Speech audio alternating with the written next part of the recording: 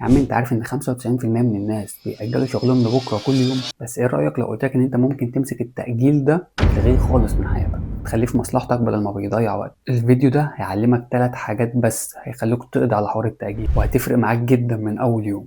مش مصدق؟ طب شوف بنفسك. اول حاجه، خصص الحاجات اللي وراك لحاجات صغيره. الدماغ بتحب الحاجات اللي ملهاش دوشه، فمثلا ما تقولش انا هعمل البحث بتاع الجامعه كله دلوقتي، دي هتخوفك وهتخليك تفتح التيك توك بدل ما تبتدي اصلا. قول لنفسك مثلا هجيب المصادر بتاعه البحث ده في ربع ساعه، او مثلا هكتب صفحه ونص دلوقتي وبعدين هبقى اكمل الباقي. لو انت اضحك على دماغك، خليك كده زي اللي بياكل بطيخ بيقعد يقطع له كذا حته عشان ما يتلخمش.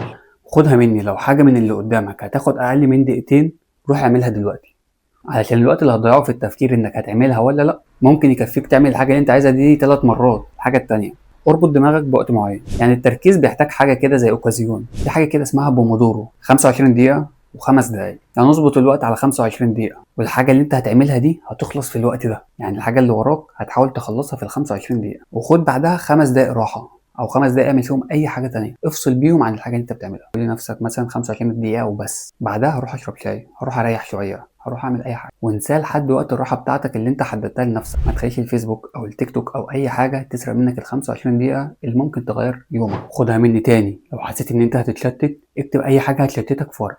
الحاجه الثالثه، سيب نفسك في اوضه من غير اي مخرج. اي حد مننا ما بيعرفش يركز لو حواليه حاجات بتشتته. هات الموبايل بتاعك وخليه على وضع الطيران، ومش هتقدر تفتحه غير لما تخلص، علشان كل ما هيزيد صعوبة ان انت تهرب من الحاجة اللي وراك هيزيد احتمالية ان انت تخلص. ما تشتغلش على السرير مثلا ولا قدام التلفزيون، روح للمكتب او روح لاي مكان مترتب. وكل ما هتبعد عن المرقعة كل ما هتلتزم اكتر. يا معلم التأجيل ده مش معناه انك كسلان، ده معناه ان انت خايف تبدأ.